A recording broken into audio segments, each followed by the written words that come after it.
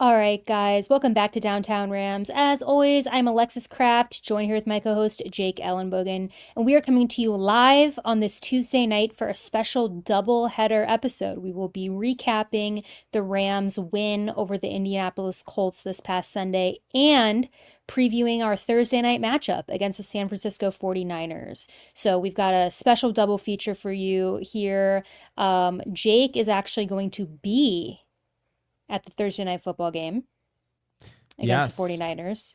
So that is going to be we've got such a tight timeline here for us in this show because I think Jake and we're figuring this out live on air. Are we recording the recap episode of the 49ers late Friday, right? Cuz you'll be home Friday. Yes. So I will Okay. I'll be home Friday after a long day, literally Yeah. 5 a.m. flight, and I won't get home until like 6:30. Yeah. That's you know what that's right. We talked about this because you're kind of getting back Friday and then Saturday morning I leave for New York City. Yep. So, Yep, we yeah. did talk So about this. Yep. So this week is like kind of crazy. So, but it kind of works out in a weird way that the Rams play Thursday night football for us, Yeah. because then we don't have to do work around our schedules too much. But yeah, so we're gonna talk about that. But first, we're gonna talk about the win over the Colts at SoFi this past Sunday, where the Rams won 27-20. Jake, you and I both predicted a Rams win. We Yes, both we did. felt good about the team going against Indy, even though Indy was 3 and 0. 7-point Rams win, by the way. We nailed it. We did. We were pretty good. You had some pretty good predictions, which we'll get into and with our bold predictions as well. But yeah, overall, Jake, I thought that this game, there's a lot of good that came for this game. But I think, as is the story with the Rams, it's like frustrating wins, right? It's we watch some of these games where we win kind of by the skin of our teeth when it doesn't really feel like we needed to win by the skin of our teeth, especially this game against the Colts. I personally feel like it could have been a higher scoring game for both teams. We'll talk about that. The Colts obviously had a couple plays where they really shot themselves in the foot. I'm thinking of Adonai Mitchell, God bless him. But as a Rams fan, thank you. They had a play where they had 10 defensive players on the field, which we didn't find out till after the game. So Colts did a lot wrong. Rams did a lot right. And I think that the Rams almost kind of like shot themselves in the foot, which we'll talk about a little bit. But Jake, what were your overall thoughts on this game against the Colts? And what did you like?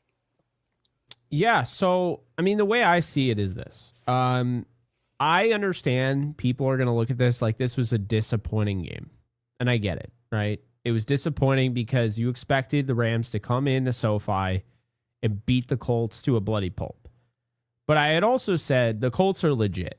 They're my number 4 team still in the power rankings. So I was never sleeping on this team. And the Rams, I thought, looked no different than the Philadelphia Eagles finding a way to win against the Rams.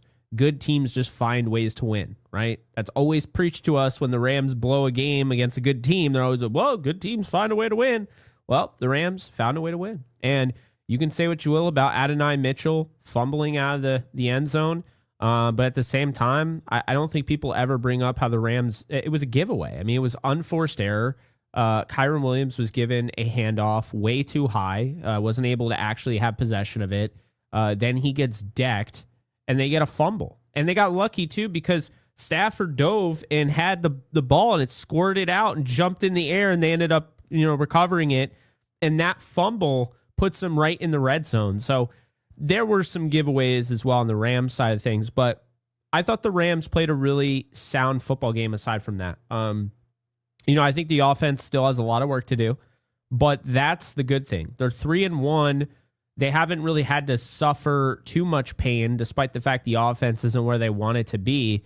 And keep in mind, even though the offense isn't where they want it to be, it's still a very good offense. It's still a explosive offense. It's still an offense that is up there leading the league in explosives. It's up there in terms of scoring. I mean, they're putting up points. It's going to get better. I do think Sean McVay's lack of utilization in the run game is really starting to bother me, though. Kyron Yeah. Williams having the same amount of carries as Blake Corum for most of the game. I don't really understand what we're doing at that point. So, yeah, I had issues with that. But I think the defense. See, this is the thing. I think the thing that the Rams are really struggling with, the two struggles, are in the cornerback room and left guard, both of which have injuries. So there's an actual reason. Ovulus should be back Thursday. If he's not, he'll be back the next game. He was active. They decided not to go with him. And yeah, that's kind of that. But, you know, what I would say in regards to the cornerback room, and we're going to talk about it, but I mean, at some point or another, the Rams are going to have to consider bringing in new, fresh blood. And I'm not just talking about a Trey Brown. I'm talking about, you know, I know Cam Smith was released today, or waived today by the Dolphins, a former second-round pick. I think you and I both liked him in the draft. That's somebody that I would be intrigued with, right? I do think that the Rams are going to have to make a decision here, because what I'm seeing on film is that Kobe Durant can still cover, and he's very good. He is.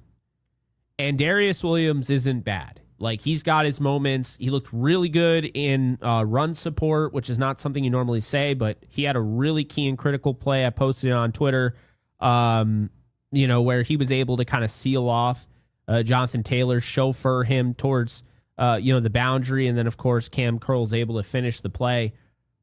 But really, and I know it's going to sound like I'm ganging up on him, and I like him a lot, but Emmanuel Forbes is not ready to be out there in starting cornerback for a Super Bowl caliber team, Alexis. He's just not.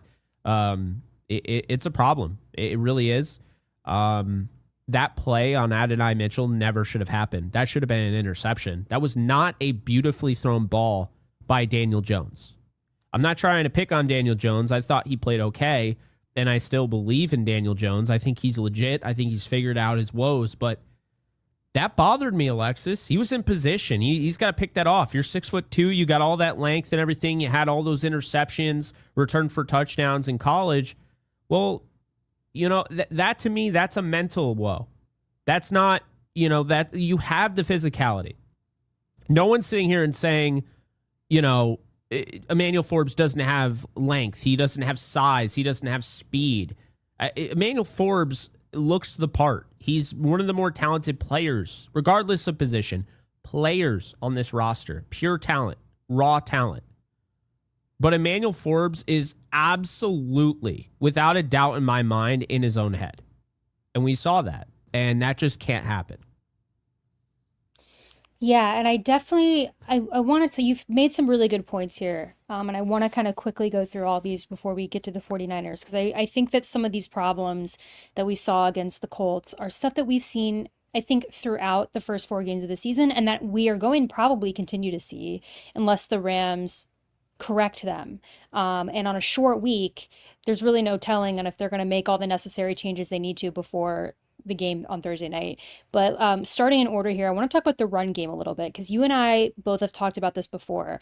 It was infuriating the way that the run game was utilized against Indianapolis. At halftime, Kyron Williams had 78 yards, I believe, on like 9 carries. I mean, he was having his way with the Colts. He just was. He was running a lot better than Blake Corum was. Now, listen, I think you and I have both been very honest about the differences between Kyron Williams and Blake Corum. Kyron Williams is running back one for a reason. We said this. He can do a lot more than Blake Corum can. It's not a knock against Blake Corum. It's just they're two very different types of running backs. And what we saw, Jake, in this game is they gave Corum some opportunities to try to run inside, and it didn't work. Where I think Kyron has the ability to go inside, he can go outside, he can run a couple different schemes, and he is more patient of a runner, I think, at this point in his career as well, which if you saw a lot of those Kyron runs against Indianapolis, a lot of them involved pretty good patience. It wasn't just that he had some really good lanes open up for him with the run block. I mean, I think of the one where he pointed at Bynum, right? You think of how he went to one side and then went to the other, pointed, which I was scared he was actually going to get fined for. I don't think you have to get scared at this point because you can't do this. Right. So This I is saw offensive. that.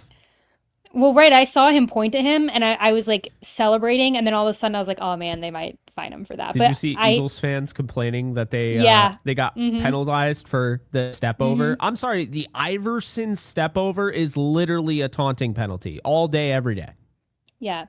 I- It just, That I actually thought, makes sense. Well, I thought that he was going to get fined. I have not heard that he has. I know that it's Tuesday. That might be a Wednesday thing. But anyways, still fun, still a highlight reel. Yeah. But I just think, what we saw in the run game, listen, it just felt like they were forcing Blake Corum in there. And every time they forced him in there, the plays died. And I'm not saying that as a knock on Corum. It was just the flow of the game. Sometimes you have to feed the hot hand, and Kyron is a lot more experienced. And as of right now, he can do a lot more on the football field. So let alone the fact that he's got 78 yards at halftime. He could have easily had 100 yards at halftime had they actually left him in there. And then what he did alone in the passing game, or sorry, the pass protecting game, this game was crazy. Oh yeah. Helped, just crazy. And that's why you need to leave him on the field more. And I felt like McVay kind of got that towards the end of the game. But it was really frustrating to watch in a game against Indianapolis where it felt like we could be putting more points on the board when we already have these red zone struggles. And then you're having a really, really hot run game. And then you just take Kyron Williams off the field. It totally killed the momentum each time. So it was really frustrating to watch. And that just speaks to, I think, kind of what we've been saying about the run game this season. Just kind of it gets hot and then he just stops it. And so that was frustrating, and I think that's something that has to be fixed going forward. I don't know if you have any thoughts on that. Yeah, I just think I want Sean to learn from this. I understand you want to get Blake Corum involved early on. Don't let Kyron Williams, who you told to add more weight, which he did. That's why he's running through arm tackles a lot easier than before. Let him wear down the defense, and then if you want Blake Corum to be kind of that change of pace at the end of games, that's how I would utilize him. But I understand it's a fine line between, letting Kyron run around like crazy and then running him into the ground and giving him some time off and whatnot. I understand you want to get him some time because if Kyron's out there the entire time, he's not going to last. He's just not.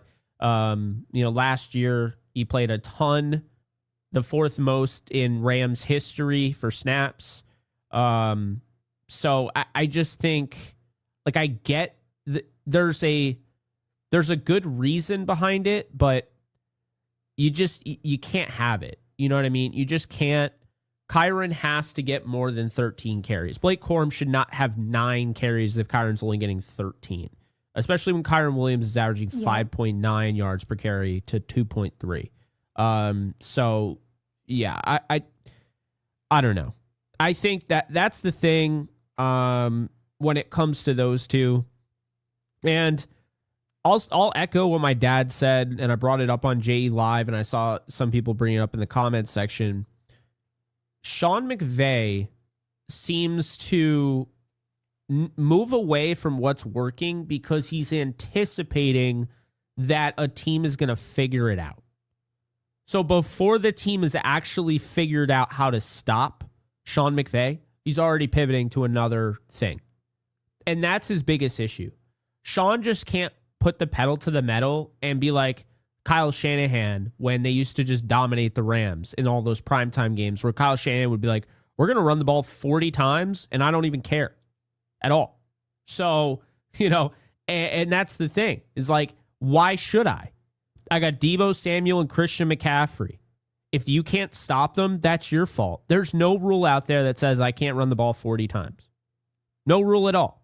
So if they can't stop Kyron, and then eventually they're going to have a hard time stopping Blake Corum. We talked about this against the Eagles. Why take your foot off the gas? And that's where I think Sean McVay's like, well, I'm anticipating them figuring it out and then stopping. No. If they can't stop them, wait until they actually do before pivoting. Don't get off of something that's working, and definitely don't do it in a close game. That's a big issue the Rams keep doing in close games. I'll tell you a perfect example. The LA Chargers lost to the Giants because, honestly, you want to know the reason they lost? They had Omarion Hampton, who had 12 carries for over 120 yards and a touchdown. And they were like, hey, Justin Herbert, I know it's a 21-18 ball game. It's very close. How about let's just have you heave it down the field with no time to throw because Joe Alt went down, by the way. See, that's just not how it should be. Mhm. Like, I don't understand. I think this has been something I learned this when I was young. When it's a close game, run the football. Yeah. When you're down, there's a deficit. Okay, now you have to throw. But when it's a close game and you're looking at 13 carries for Kyron Williams when he's averaging 5.9 a carry, what are you actually doing? Yeah. So, Yeah.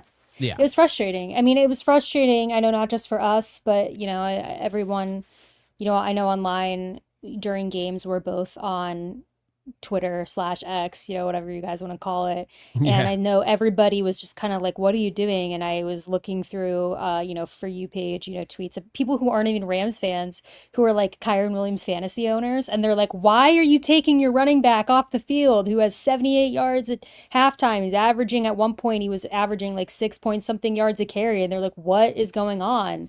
But so yeah, it's just frustrating. And I think again, it just speaks to kind of the offensive struggles that we have of like sticking with what's working and feeling like we're kind of doing too much. And obviously a win is a win, and we're happy about that. And it just is, some of these games are closer than I think that they should be. And you come off, during this Colts game, we were just fresh off that loss to Philadelphia, where this issue also felt like it was just the same thing where we talked about why are we abandoning the run game. So then to see it happen again with Indianapolis is obviously frustrating. But like you said, I mean, this is something I think that Sean will note going forward. I think that when they look back on the tape, it's going to be very obvious. Like maybe we should have utilize the run game a little bit more. That seemed to really, really be working for us. So we'll see. It's a short week, but I expect going against San Francisco, hopefully they'll utilize the run game a little bit more. Because yeah, that was pretty fun. While it was fun while it lasted, to watch it against Indianapolis. It's a good. I mean, it's not the best run defense in the world, but it's not a bad one. So Yeah. to me, it just goes to show you. And by the way, all the metrics would say this is the second best run blocking operation out there. So this run game is sustainable. This isn't like a fluke. Yeah. So yeah, Well, so I think we're in agreement in the run game, and I think, definitely. from what I'm seeing, people agree as well. Um, but yeah, any closing thoughts on the game against Indy before we get into San Francisco 49ers? Yeah, I'm glad they got Puka. Not Yeah. Puka. They got Tutu involved. Well, Um, I want to point Puka. that out Yeah. Well, let's because talk about Tutu. yeah, because you predicted it this week. We've both been kind of waiting for it in episodes. I feel like we do this like flirtatious thing with the idea of a Tutu Atwell bomb where we're like, oh, this is going to be the week. This is going to be the week. And then we finally got it. And it was so glorious. Jake, what was your reaction when you saw that Tutu Atwell Oh my touchdown? god. Well, I was with my family and friends, and I was just like, wouldn't it be funny if they just threw a bomb to Tutu Atwell right now? And that's how it happened. Like they're just like everyone just stopped, and then the play happened, and then you just see Matthew Stafford, and they're like, oh my god, they're going to Tutu, and then he caught it, and everyone's like, oh my god. So yeah, it was cool. I wish I had it on video. I tend to do that because I can kind of see where they're going with that. It felt like they were just kind of sizing him up all game for that play. And if that's his role, so be it. I personally hate it. I think he's more than just a deep threat. But there are ways to do it. You just have to be consistent. If you do that 3 to 4, times a game, then he's Gabe Davis in the Buffalo Bills offense the first time he was there. And that is a valuable player in this league. So, that was just my take on that. Cam Curl's 2 interceptions was huge. Jared Verse, everything that, he was able to do in this game. Really impressed with Jared Verse. He just continues to get better and better and better. Defensive line as a whole was great. This is the best safety room in the NFL. I'm going to say it. I don't care. Quentin Lake, right? Cam Curl, Cam Kinchins, Jalen McCullough. This safety room has everything. They have everything. Like if you have a fighter, like a UFC fighter, right? There's so many different ways. There's Brazilian jiu-jitsu. There's the strikers, the kickboxers, right? The wrestlers, like the old school. They are all of that. They check every single box. They have every single style. They have every club in the bag. If you're a golfer out there, you like that analogy. The point being is they have a utility guy for any situation on the field. I don't know how many teams in the league can say that. The Rams safety room is absolutely gnarly. And I didn't even Yeah. mention Josh Wallace, who they're very high on as well. I mean, just seeing what Quentin Lake alone has progressed into and the type of player he is just so fun to watch. Oh yeah. Like it's just this Rams defense really is fun to watch. I know that they aren't perfect. I know there's obviously concerns at corner, but like when you really look at, the chemistry that's developing between these guys and what they've been able to do and like when they get hot, it's really fun to watch. And I thought that all things again, Indianapolis was 3-0 going against the Rams, and I thought that this defense did a really, really good job. I mean, I think the story of this Rams season so far is the defense stepping up when the offense isn't at times, right? I mean, I think most of the struggles that we talk about, minus obviously the quarterback situation, is this Rams offense and scoring and putting points on the board. But defense gets it done. I mean, Jared Verse, I mean, love having him on the team. That defensive front looked really good against Indianapolis. So that is something I think that we hopefully are going to keep hot going into the 49ers game, Jake, that you will be at this Thursday night. Let's talk about that because this is Yes. obviously a rivalry for us. I think the 49ers, it's comfortable to say that they're the Rams' biggest rival in recent years. Not a lot of love lost between the two fan bases, between the teams. We always seem to be matching up against them at important moments. And really, right now, it's a very different tale between these two teams, Jake. The 49ers, it's going into week 5, are pretty beaten up, at least offensively. This is not going to be the typical 49ers offense that we see Thursday night for the game. And so we'll talk about that. What do you think? I'm going to pull up the most recent injury report that I have, but I'm pretty sure, Jake, their entire offense, minus Christian McCaffrey, ironically, um, is not their first string offense. And because Purdy is most likely not going to be playing unless a new updates come out in the past hour. But from what I'm seeing, have you seen that? I got to be honest with you. It doesn't matter if Purdy or Mac Jones plays. I I think don't think they're. so either, but It's it, not just the Rams. I'm going to say this right now. I don't think that there's a difference right now. I think Purdy's regressed significantly. I was just talking about this with Jesse on his show and Behind Enemy Lines, and he kind of agreed with me. I mean, Mac Jones has gotten better than where he was kind of left off, and he looks good in the Kyle Shanahan offense. But like, what does Purdy add that he doesn't? That I don't know. So I think they're kind of one and the same right now, and I think the Rams, having gone against Jalen Hurts and Daniel Jones and C.J. Stroud and Cam Ward, I mean, they're used to going up against mobile quarterbacks. I don't really think these guys are going to offer anything that they haven't already seen. I agree. And I just think, I mean, I agree with your point that whether Purdy is out there or Mac Jones is out there, I don't know that there's going to be that much of a difference for the Rams.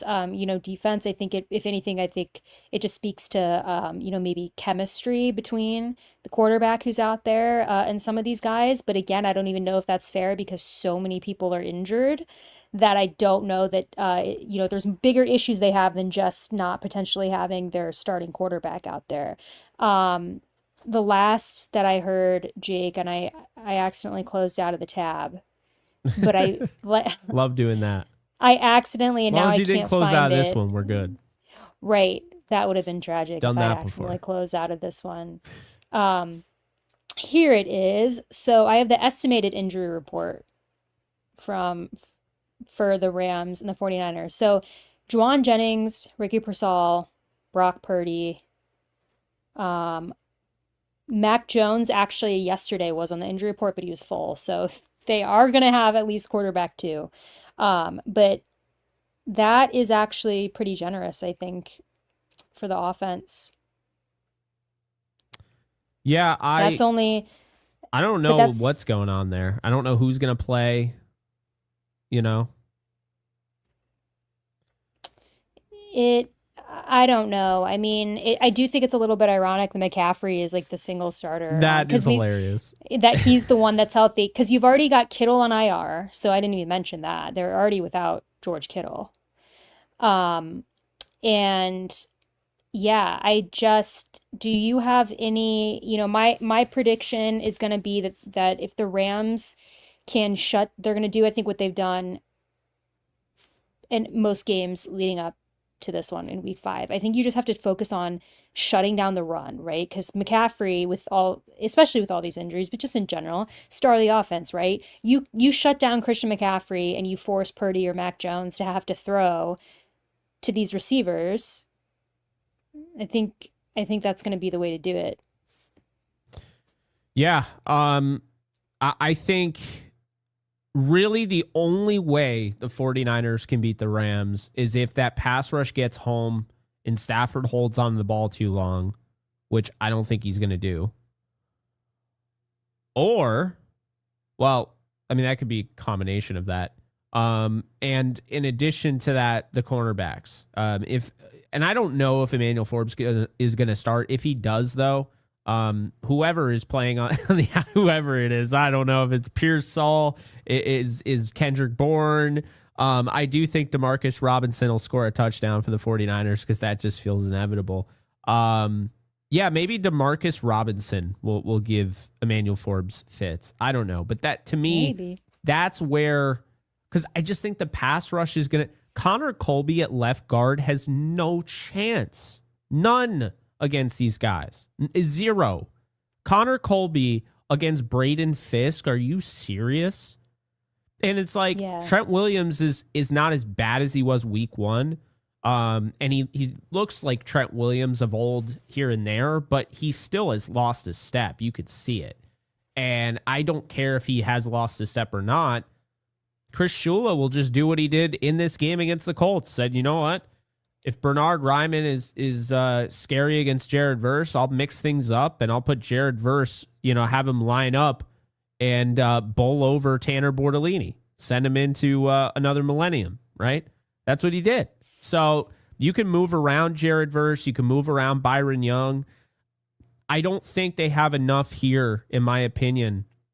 I just don't think they have enough here to stop the Rams pass rush. And then in addition to that, I think the Rams offense is going to look better this week. I just do. I think So too. it's weird. Like a shorter amount of time, I think almost puts Sean McVay in a better position. It's why with the Super Bowl, everybody was talking about how Sean McVay with 2 weeks probably had the perfect game plan, overthought it, and then changed it at the last second. You want Sean McVay on short rest. That's what you want. You don't want Sean McVay to overthink it. He's a genius, Yeah. but he's his own worst nightmare. So that's what I would say there. But there are not too many ways for the Niners to win this game. It could still be very close. It's a division game. And it's a short week. That said, though, I think the Rams are about to roll. I think they're about to beat the 49ers. I think they're about to beat the Ravens without Lamar Jackson, but I think they would have beat them with Lamar Jackson. And I think they're going to beat the Jaguars and go into the bye at 6-1. And then when they come out of the bye, you're going to see like a Terrence Ferguson ready to go. And I think the offense is going to be clicking and the defense is just going to get better. So that's kind of where I'm at on this team right now. I agree. And, I think on this short week, offensively, I would really love them to make those minor tweaks that we talked about from the Yeah. Colts because it'll be fresh on their mind, right? It's 4 days later. So, maybe you go, okay, maybe let's actually not abandon the run game, right, against San Francisco. Or maybe, okay, we utilized Tutu Atwell. Let's do that again. Maybe, we saw Tyler Higbee get a little bit more involved. Maybe let's try to do that. Let's try to diversify things a little bit. So I think that you're right. I think that it's going to prevent McVay from doing a lot of the overthinking that he notoriously does. And everything that could have been changed from Indianapolis is going to still be fresh in the mind. So that's what I'm expecting to happen.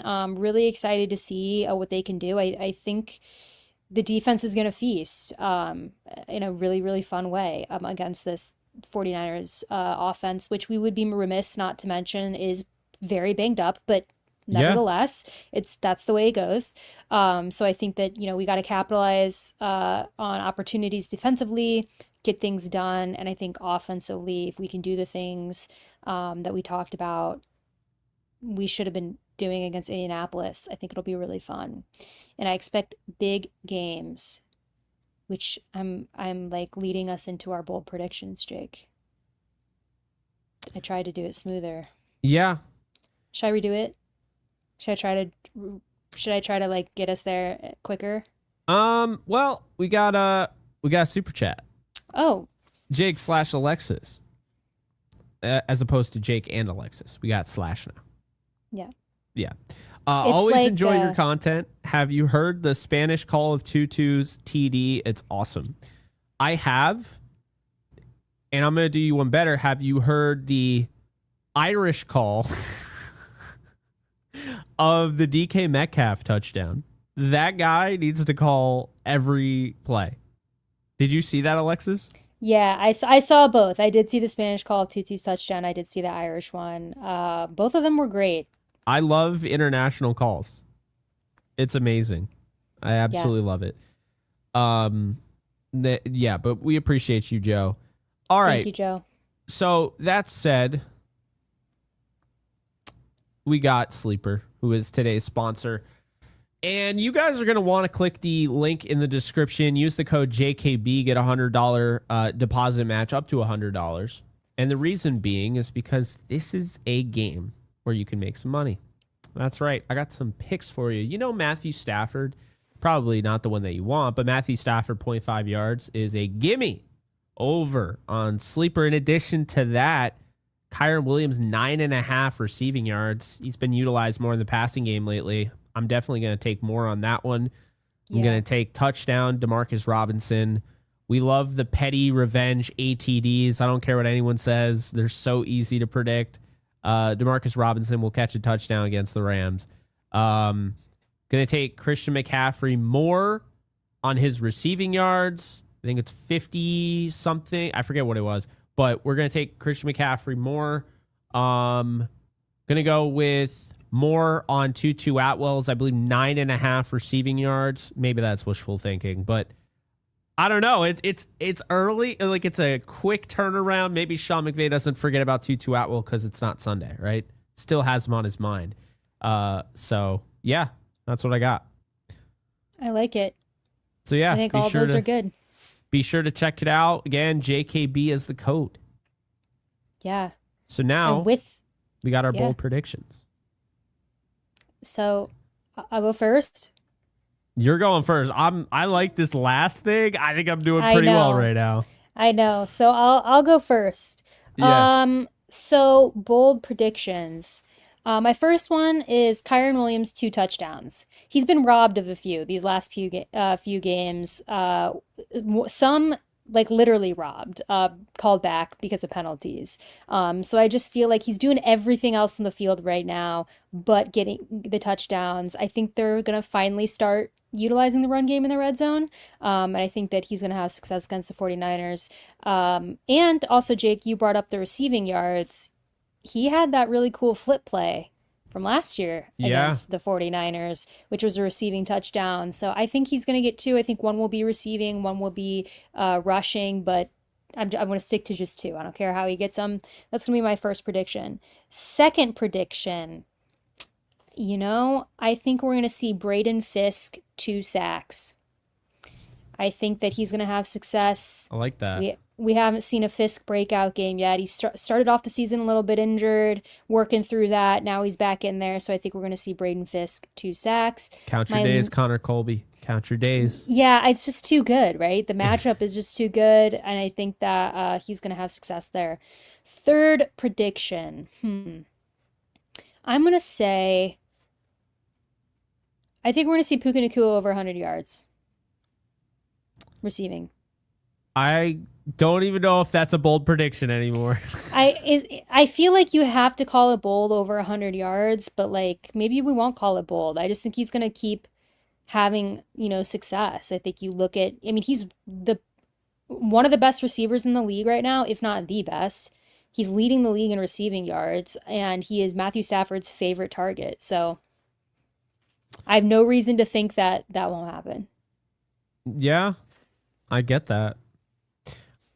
I are you gonna throw a bonus one like I did last week? That worked out well. Um, I think a bonus prediction. I think Quentin Lake interception Okay, I like that. because he again kind of similar to the Kyron thing. It's like he's doing everything else. It's just this like little thing that I feel like he hasn't gotten to do yet.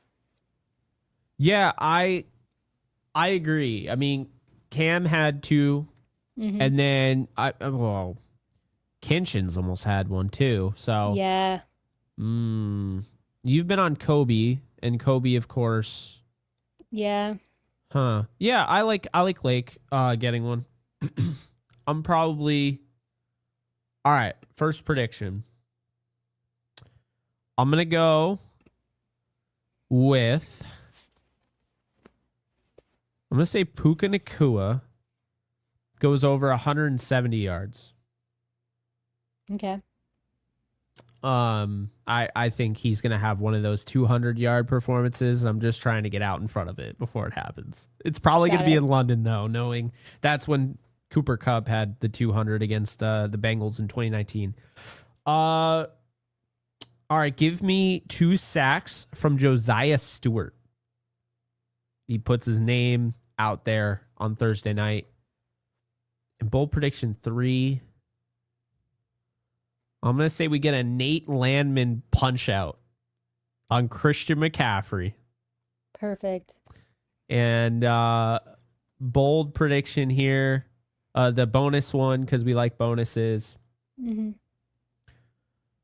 I'm going to say that their kicker, who he's been okay, Pinheiro, is going to absolutely shank one.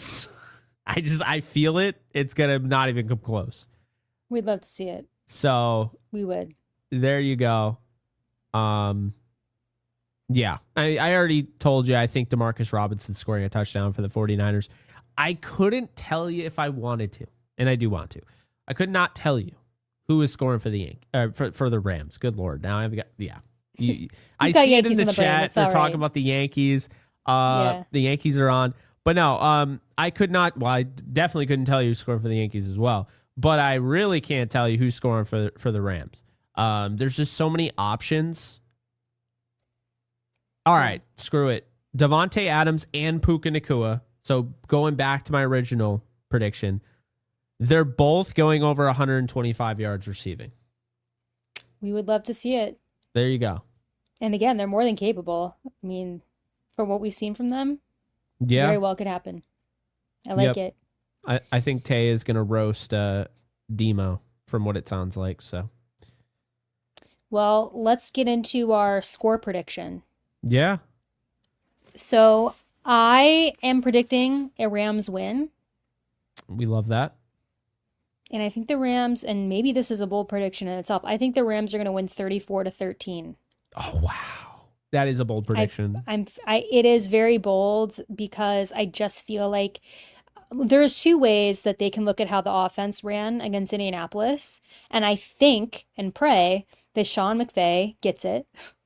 And I think we're going to see the run game utilized a little bit more. I think they're going to have a much more balanced offense. And listen, it's the 49ers. They want to make them suffer. And this team is injured. This 49ers team is injured. We've been very honest about that. We've been very fair. And I think this is an opportunity. If the Rams play to their full potential, this could be a very brutal game that they inflict. So I'm saying 34-13 Rams. I am going to, let's say, all right. I want to believe that's going to happen. I'm trying to be somewhat realistic, so I'm going to go 27-17. That I is think much more realistic. I think they're going to be in the 27-30 range most of the season this year. I think that's where they're going to live, so I definitely think we can get comfortable with that.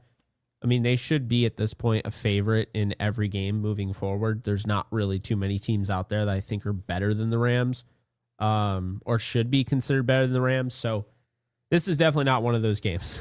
But I do think that they will cover. I think it was like 6.5 or whatever. I've been seeing that. So yeah, I think they win by 10, and I think it's going to be like a 27 to, excuse me, 20 to 17 game. I think it'll be close, and then they'll score that touchdown and kind of seal the deal. So that's kind of how I see it. But I wouldn't mind see, people don't get it. There's some people out there, oh, I want it to be a close game. Those are more fun. Oh, in person, you know what's fun for me? Just scoring, and it's my team. I don't care. I think with the way that the Rams have played this season is like we cannot afford to like leave points off the board. Like what we've seen Yeah, is like no. a lot of these games we have Step on their neck completely, and don't yeah. take And your foot off it. someone in the chat brought up a good point about how, about my prediction, like Sean McVay would never let them run the score up. I agree. I just think that that's not the way it should be against the 49ers this Thursday. And I think that the Rams offense really needs to have a statement game, because we're just too talented to keep doing what we've been doing. Like, again, leaving points off the board, not getting it done in the red zone. Sometimes you got to have a game where you just prove to yourself that you can do it. And I think that needs to be against our rival team, the San Francisco 49ers, who historically there's a lot of history there. I love historically, there's a lot of history there.